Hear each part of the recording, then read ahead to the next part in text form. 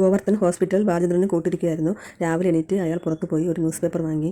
ആ പേപ്പർ വായിച്ചിട്ട് അയാൾ ആകെ വിഷമിച്ച് നോക്കുകയാണ്. ഫ്രണ്ട് പേജിൽ തന്നെ 4 പേരുടെയും ഫോട്ടോയും വാർത്തയും എല്ലാം ഉണ്ടായിരുന്നു.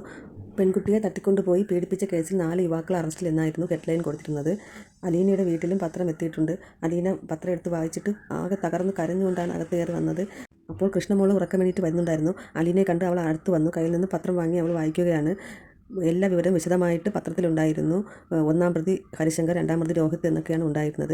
രോഹിത് പ്രമുഖ വസ്ത്ര വ്യാപാരിയും സ്വർണ്ണക്കട വ്യാപാരിയുമായ ബാലചന്ദ്ര മേനോൻ്റെ മകനാണ് എന്നൊക്കെ പ്രത്യേകിച്ച് പറയുന്നുണ്ടായിരുന്നു. അവരുടെ വീട്ടിൽ ജോലിക്ക് നിന്ന അലീന എന്ന പെൺകുട്ടിയെയും ഇതിനു മുമ്പ് അവർ ഉപദ്രവിക്കാൻ ശ്രമിച്ചിട്ടുണ്ട്.